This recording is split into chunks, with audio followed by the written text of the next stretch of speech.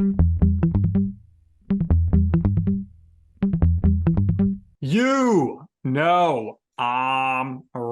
The podcast that uncovers the origin stories of some of the biggest names in sports, media, and entertainment. Nick Durst here along with Joe Calabrese. And Joe, we are very excited for our guest today. You hear his voice many times across the airwaves. Currently, you'll hear him on Access TV here in the United States with Impact, and of course on the State of State podcast on the Bleav network. Let everybody know who we have with us here today on this episode. We welcome Tom Hannifan to the show. Tom was known as Tom Phillips in WWE before he joined Impact Wrestling. And like you said, he's been the lead commentator there for a couple of years now. Tom, welcome to the show. How are you doing today?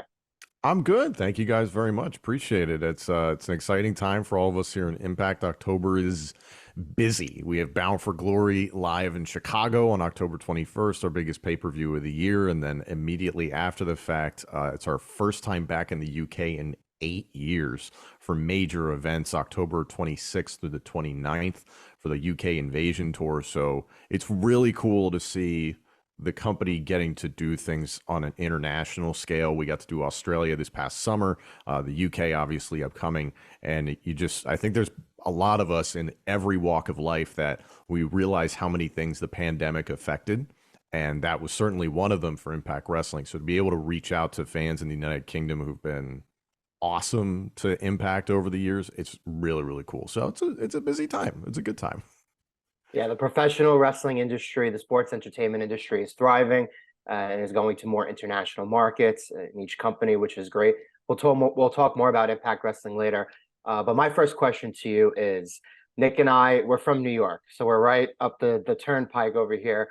What is it like being a part of some of the worst fan bases in sports, those Philadelphia teams?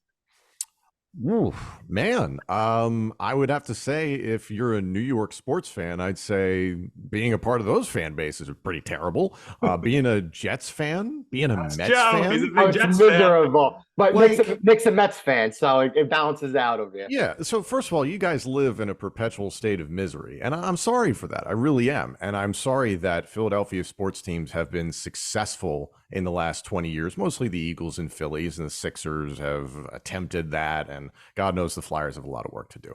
But, I think there's this stigma about Philadelphia sports fans, and I respectfully would like to tell the rest of the country you can shove it, because we are who we are. We're territorial. We love our guys. And I think a perfect example is just what went down with New York Giants tackle Evan Neal, apparently telling fans that lions don't concern themselves with the opinions of sheep or something to that effect.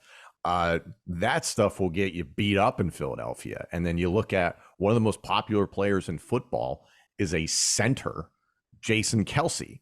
The fact that a center got to be one of the most important people in football is really fascinating. And it speaks to who he is and how he connected with the fan base, because he is a go to work type of dude, honest, straight up, all those blue collar terms we like to say. But Philly respects people who are willing to work and not make excuses and be responsible for their actions. If you guys want to go to you guys threw snowballs at Santa Claus and that sort of thing, that guy playing Santa Claus was drunk and he deserved it. And the Eagles were losing and he was trying to play to the fans and they were like, we're not having it. So I think there's a lot of misconceptions. I think there's some really bad fan bases out there that are unfortunately toxic. Yankees. Honestly, yeah. I mean, most Northeast sports fans are really intense, period. I think that's really, really obvious. And then I look at California sports up and down the coast. How often do you see a fight at a California sporting event? Pretty often. And it's not to say that doesn't happen in Philadelphia, but you see some really ruthless, nasty, bloody fights in the stands and in the parking lots at California sporting events. So respectfully, on behalf of all Philadelphia fans, y'all can F off. Yeah. Well, at least the three of us can agree that the Cowboys fans are atrocious. So they're more annoying. Yeah. It's annoying. And it's kind of what Jets fans have turned into in the last 2 years, honestly. You guys need to shut the hell up. Like, you've won nothing. Nothing has occurred. And the fact that the Aaron Rodgers went down after 4 plays, I think I did some show over the summer where I was like, something will go wrong. for the Jets. Like everybody's like, they're winning the Super Bowl. The second they traded for Aaron Rodgers, they're winning the Super Bowl. I'm like, something will go wrong because they're the Cowboys of the AFC. And sure enough, and you don't wish injury on anybody, of course. But yeah, I respectfully disagree that Philly has the worst fans in sports. I think we have awesome fans. Well, Philly, of course, gets a bad rep, but they are well known for their cheesesteaks. Do you have a go-to cheesesteak spot when you visit the city of brotherly love? Yeah, so I live outside of Philadelphia, so I get to sample their wares often. It's unfortunate because the facility did sustain a fire in the summer of 2022, so they've been rebuilding. Jim's on South is, in my opinion, the best cheesesteak in the city, and I hope to see them back in operation soon. D'Alessandro's is awesome. If you go to Reading Terminal Market, you can get a phenomenal cheesesteak.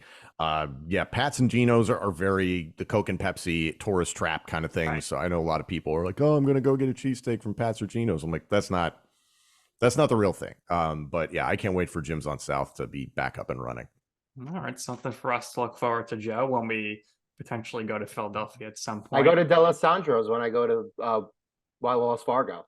They make a good one. They really do. They really do. Check it out. So, Tom, you, of course, a prolific broadcaster now, but used to be a star athlete, a track and field star back in high school.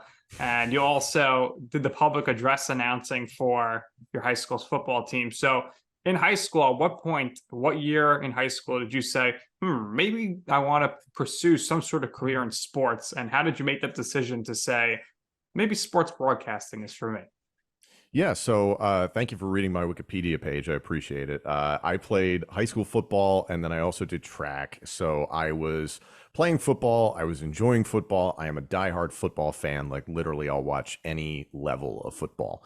And I was realizing very quickly, I'm like, I get hurt a lot. I'm not the best athlete on the field. I could run, but I was like, I love this. I love being around this. And to the point you were saying before, I got the first chance I got to do anything was as a sophomore. I had an injury and I got to do the public address announcing for a JV football game.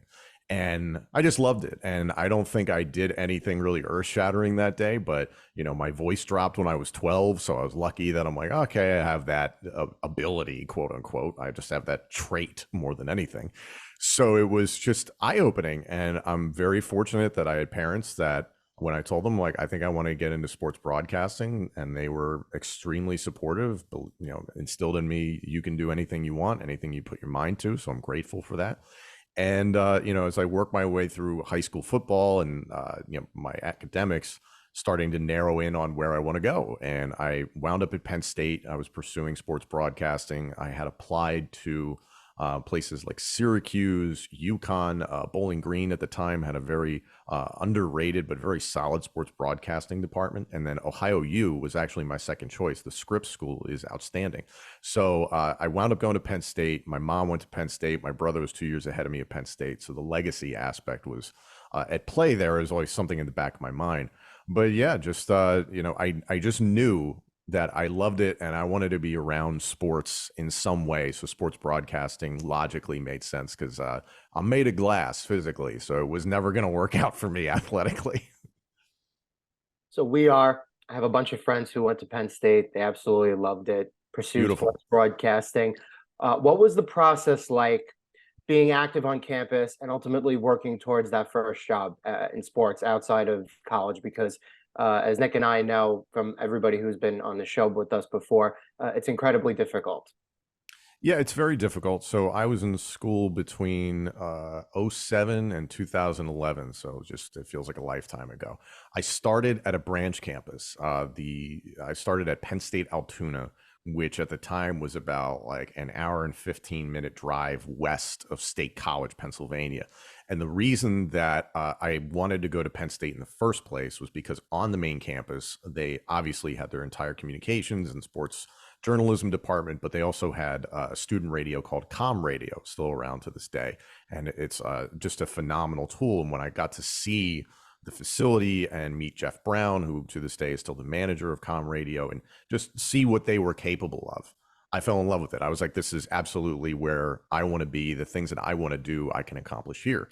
So when I was told is like, hey, you have your choice of branch campuses, couldn't get in main campus right away, I went to the one that was closest to State College, and then I would commute to State College, Pennsylvania, just about every single weekend. And part of that was like, my brother was on campus. We were going to football games, we were partying, those sorts of things. But going up there to do radio talk shows, to do play-by-play for different sports, going up midweek, all sorts of things like that. So I just was committed to it. I saw what they were capable of, and it's nothing against any of the other schools that I just mentioned, but I think the personal connection with it since I was a kid, and then seeing the facilities and the staff, faculty, resources that they had to offer, it just made sense. So it was all about me. It just came down to me applying myself to really do it, because I could have been lazy and just sat there in Altoona and done absolutely nothing and just waited until I got onto the main campus as a junior and senior to really dive into my major. But I was committed to being a part of it from the beginning. You've been to a lot of big events. You've sat up close and personal for our events, but does anything compare to a whiteout in Happy Valley on a Saturday night? No, it doesn't. It's nothing compares to it in that, as you mentioned, like I've been able to work some big events. I've been able to just attend big sporting events as a fan. I went to the World Series in 2008 for the Phillies. I called a number of WrestleManias in big stadiums and other big pay-per-views that took place in baseball stadiums, etc. It's one of the few sporting events on the planet where you can see 107,000 people unified. That's a scary prospect when you're the opposing team. And then when you're a part of it, it's this electric energy. Like, I'm getting goosebumps thinking about it. And especially when it's a really big game, it's a game that truly defines the season, make or break, that sort of thing. Everybody feels it. So I highly encourage anybody that if you're a sports fan, period, try and experience a Penn State whiteout game in your lifetime, because it's just it's magical. There's nothing else like it. Looks like it on TV, so I'll have to take a trip one day, Joe, if we get big enough. I've been there before, not for a Been to a whiteout. whiteout? No, you've been to a game. I've been to Beaver Stadium. Yeah, it's awesome. Yeah, absolutely. So, Tom, you were at school. You do a bunch of internships, trying to get your forte here and get your name out there for broadcasting. Ultimately, you end up with the WWE. So what was that process like to apply for a job there? Obviously, very few commentators in wrestling. So it's not like you apply online and go for an interview. So what was that process like? And also, were you a wrestling fan prior to going to work there? Yeah, you make a really good point. There is no clear career path for anybody that wants to make it in the broadcasting side of pro wrestling. It's complicated in that respect.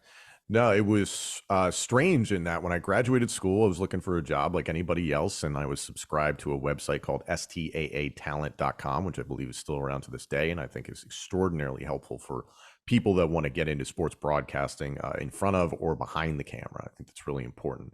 And there was a job lead that went through them. WWE is looking for announcers. I couldn't believe it. I went to my roommate at the time, and I was like, am I crazy? Am I reading this right? And he's like, no, he's like, you should apply. Like, at that point, I was like, I needed a job. So I was applying to a lot of different places.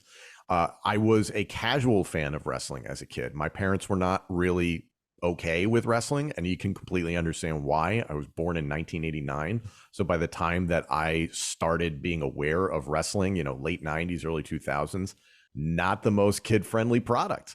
And it's evolved a lot. So I completely understand that they were like, yeah, you're not watching this. You're not going to these events, those sorts of things. So I would sneak into the basement. I watch Raw or Nitro on, the lowest volume possible. And then as I got older, and high school was probably the last time I was really committed to watching it, and just every once in a while catching a show. The early days of TNA I found really, really interesting because I liked their tag team division.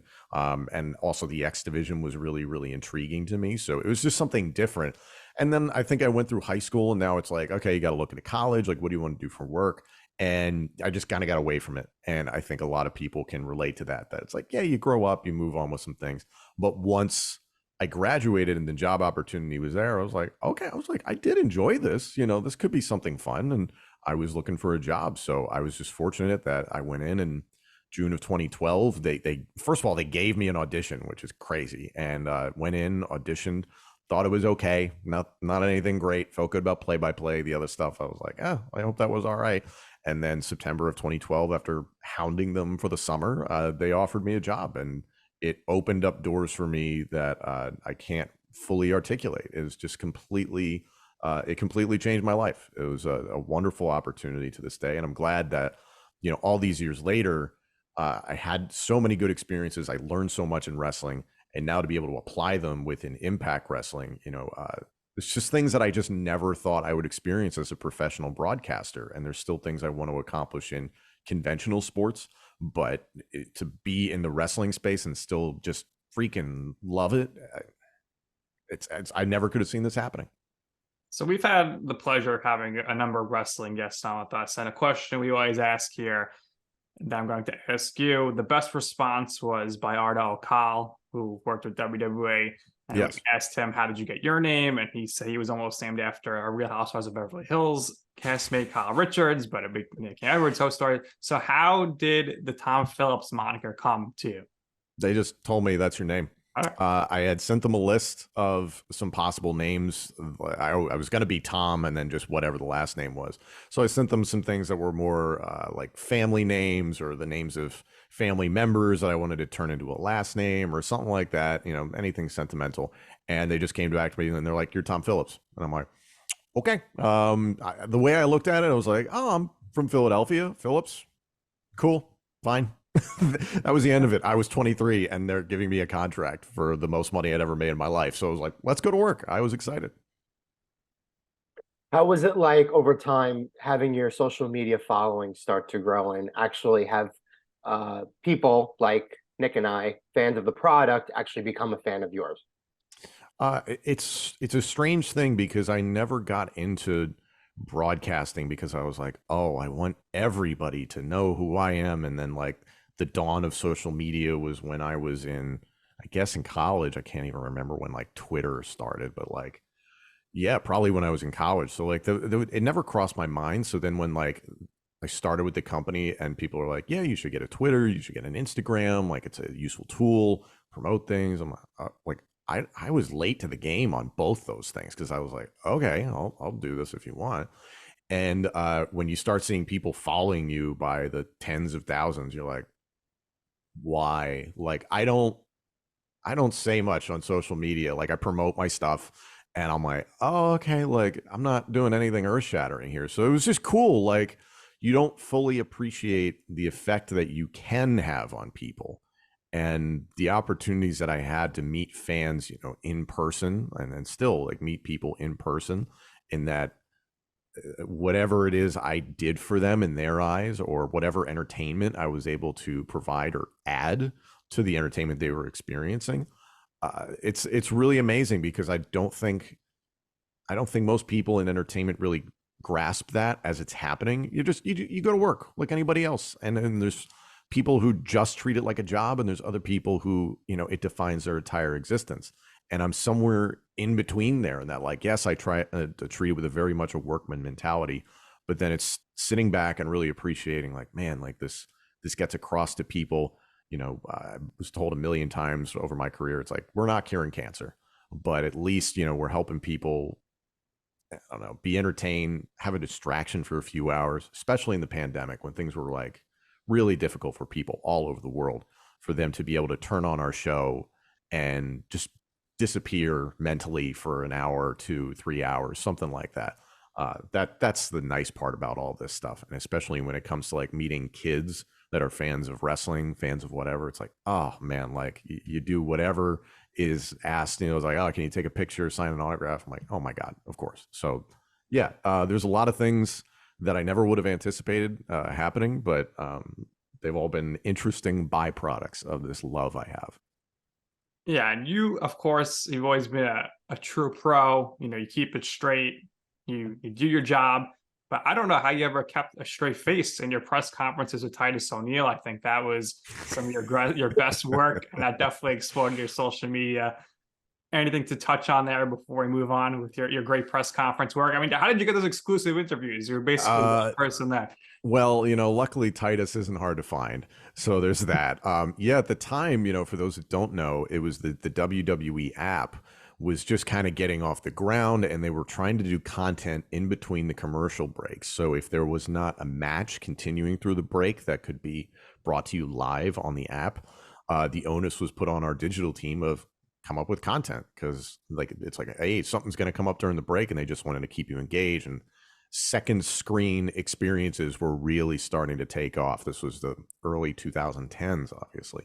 And Titus just constantly made himself available. He realized the opportunity that was there. Is like, hey, if he is on the like if he's not even on the show, for instance, but he's like, I'm on the app and X amount of people are watching me on the app, and I can get on 2-3 times in a night.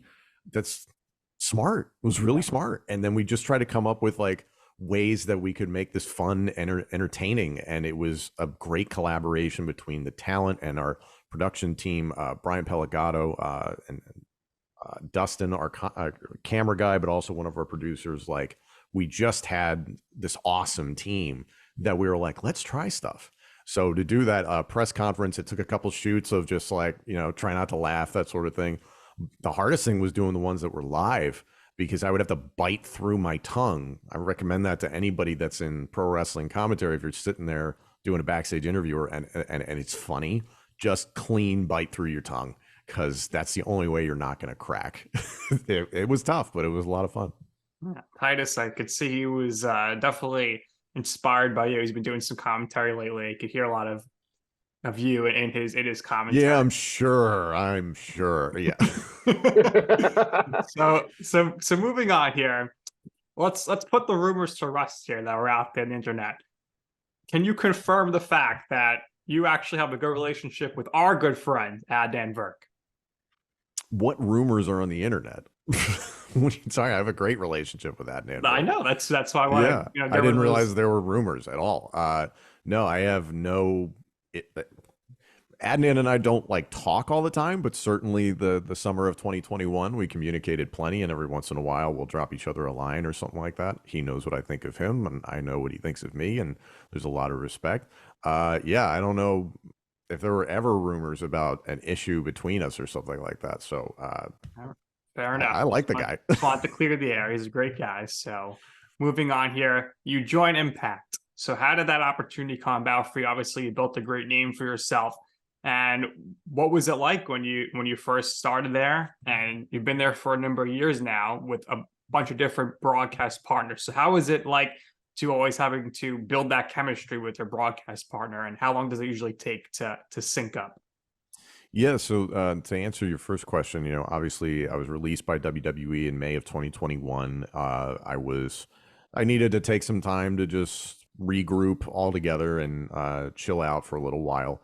And eventually in the back end of that year, I had the chance to reach out to some friends of mine. So Steve Macklin and Deanna Perrazzo. Steve has been a friend of mine since our NXT days. And the two were at that point, or still now in Impact, but like we're a part of Impact. And, I reached out to them and I was like, hey, is there something out there, like, what's going on in Impact or something like that? And they connected me with the appropriate people. And at the time they were looking to make a change at play-by-play. And it just fit. Speaking to Josh Matthews and Scott D'Amore, it just fit. It exactly what they were trying to accomplish.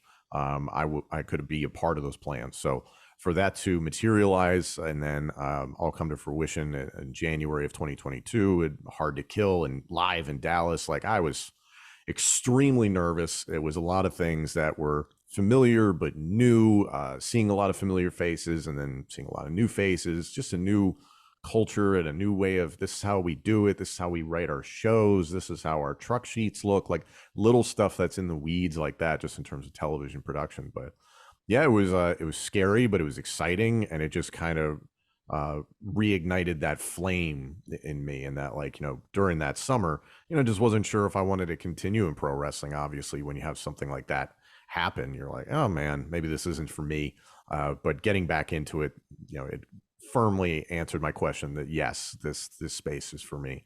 I can't remember the second half of your question there. I Building apologize. chemistry with different broadcast partners. Yeah, no, I'm fortunate in that, like, I've only worked with two now in Impact, and that, like, I worked Hard to Kill 2022 with D'Lo Brown, who was an outstanding commentator, and then we worked the taping the next day, and then he was written off of TV and just took on more of a backstage role, and every once in a while they'd put him on as an on-screen character or something like that. So that decision had been made long before I was even in the conversation. So I was like, oh, great, like, work with D'Lo, liked him, and then the question came after that. I was like, oh, like, who's gonna replace D'Lo?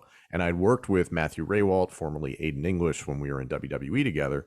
So I had pointed out his name, not that it was my decision, but I was like, hey, he could work, and there were other people, but at the same time I was like, oh, there's familiarity here. And at the time, he'd done some stuff with Deonna Purrazzo, but they weren't necessarily going forward with that anymore, I think, or maybe they were, but they were just kind of cooling that off for a second. And I was like, can we use them?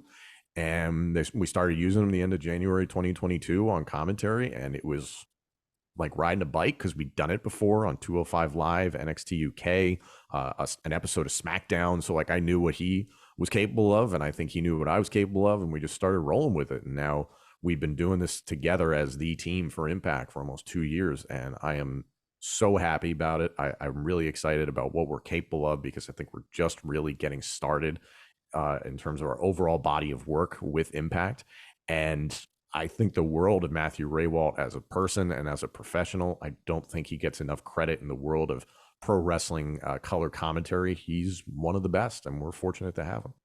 Yeah, the founder of Rusev Day, great guy, was definitely very over, and he's excellent talent. So for you, Tom, when you're gonna go and broadcast a wrestling event, it's a grind. It's a long time, so you need to have your energy levels high. What is walk us through your game day eating routine? Are you eating beforehand? What are you eating beforehand? And also, are you a guy who, you want to keep your throat moist, you're drinking water, or are you avoiding the water because you don't want to have to go to the bathroom during the show? Tell me all about that.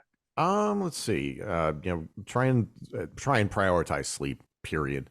Get up in the morning, do whatever, like, you're on the road, you're at the mercy of whatever, like, if there's a hotel, restaurant, or breakfast provided, like, so, okay, you're doing that. Try and get a workout in the morning, and then it's hydrating as much as possible through the day, because when you are, yelling for basically 3 hours, you get dehydrated. Your throat, your voice gets dehydrated. So to hydrate as much during the day is important.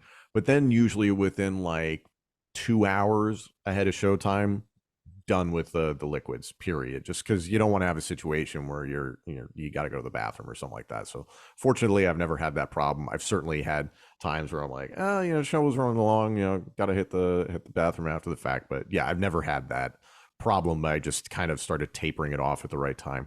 The big thing for me, I remember Michael Cole teaching me this, is that he was like, drink room temperature water, because he was like, if you drink a cold bottle of water, your throat, all the muscles in your throat and whatever the anatomy of it is, I can't remember the terms, is like, it's just going to contradict it because it's inflamed by what you're doing to it. So then you put something drastically cold on it, it's like, yeah, it's just going to kind of shock the system a little bit.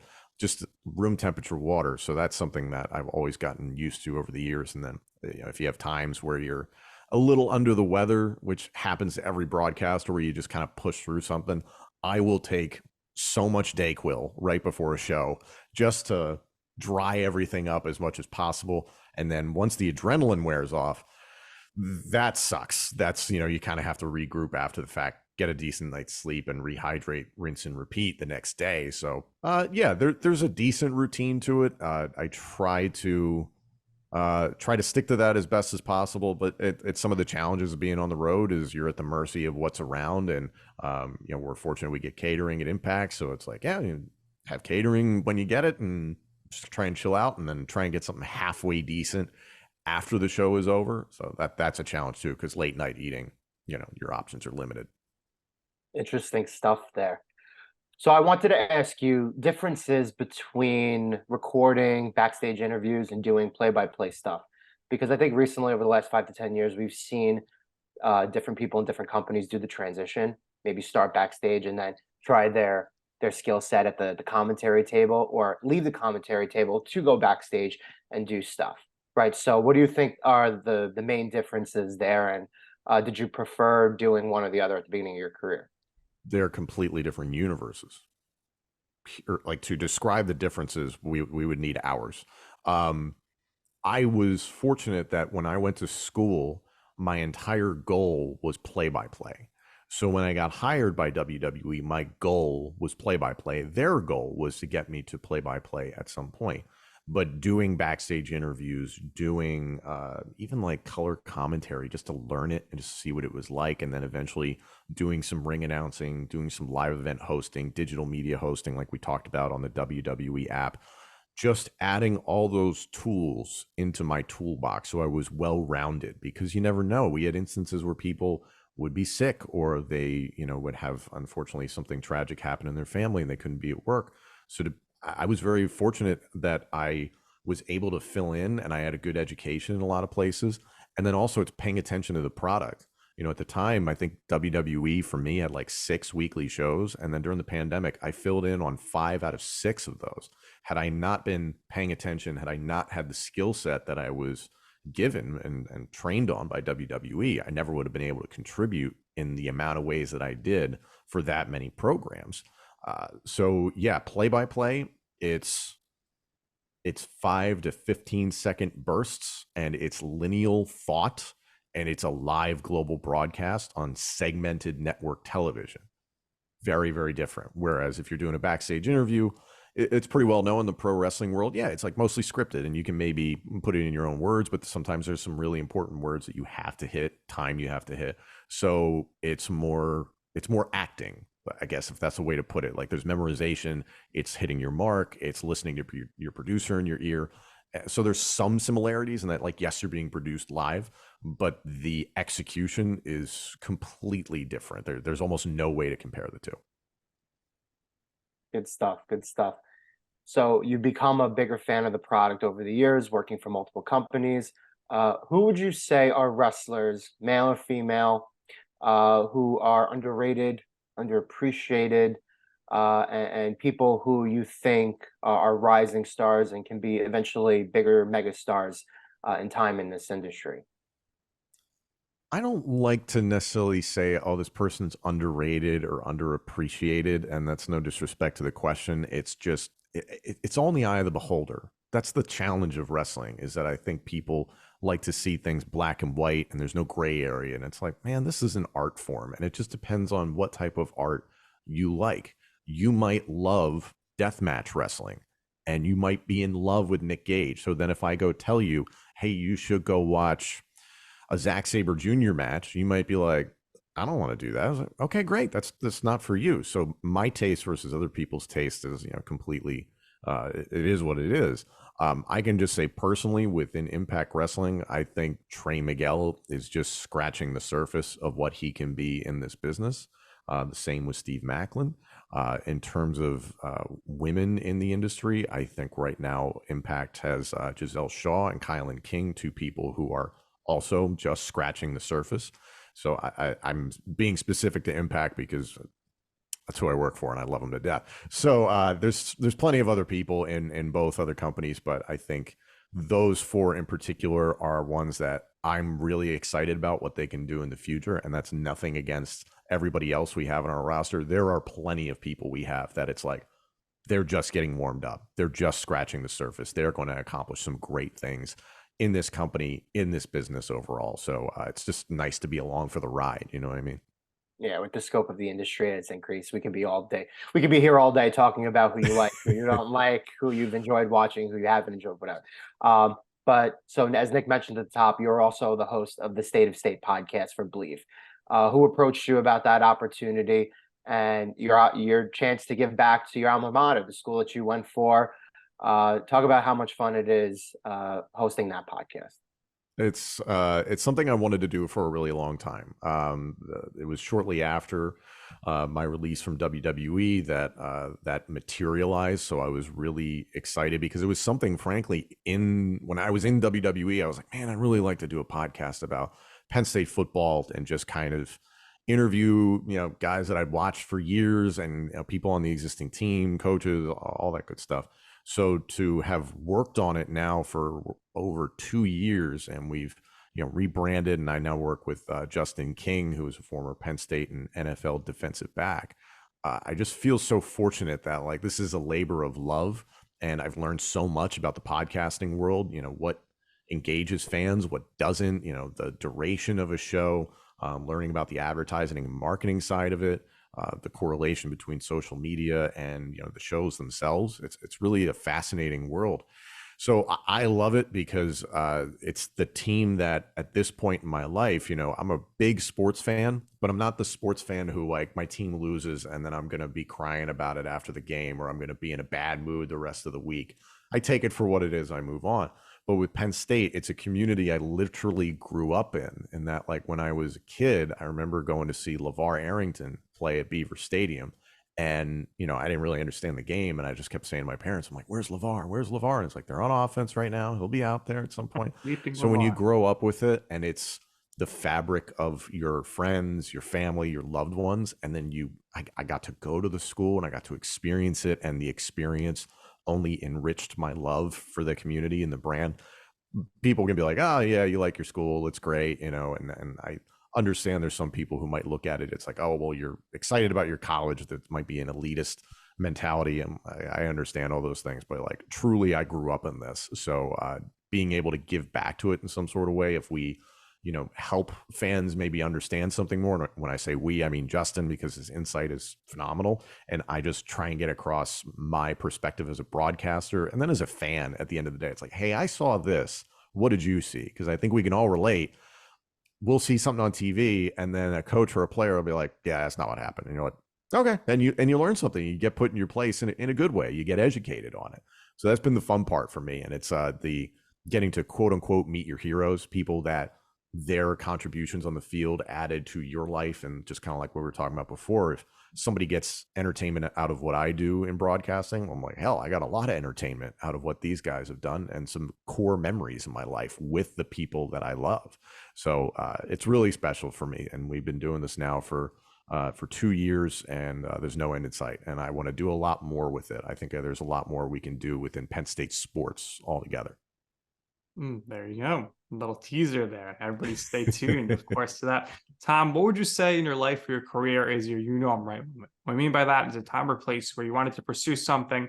You asked somebody for advice. They said, Tom, that's an awful idea. Don't do that. And you were like, you know what? I'm going to do it anyway. And ultimately, you will see why it is that I'm right. I think my entire career, because I remember a conversation in 2012. This was before I got the audition with WWE. My late grandfather, he and I were extremely close, and I had graduated Penn State in 2011. I had moved home, and I moved back to State College shortly thereafter, and I started calling Division III men's and women's basketball for Juniata College, which is in Huntington, Pennsylvania, about 35 miles south of State College. And you're calling these games and it's $50 a game and it's on a streaming platform, it's just on their website, that sort of thing. You're trying to get reps, you're trying to get tape, you're trying to then take that tape, send it elsewhere, hopefully get a job, as we were just discussing. And then at the same time, I was working at an Olive Garden. I was just trying to make ends meet. I wasn't making a whole lot of money. I was pretty concerned and pretty worried and terrified to a degree that I was like, I don't know if I'm going to make it in this industry. And my grandfather and I were, I was venting to him some of my concerns. And he said to me in a way that was extraordinarily loving and supportive and kind. He said, he asked the question, he was like, have you thought about going back to school to do something else? Because he was concerned. He was as concerned as I was, and he wanted his grandson to make a good living.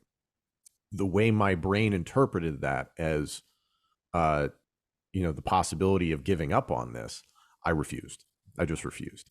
And I had plenty of people that when I went to school were like, you need to start behind the camera and then you can get in front of the camera, in front of the microphone. And I refused to do that as well. So that is stubbornness. That is the naivety of youth. It worked out.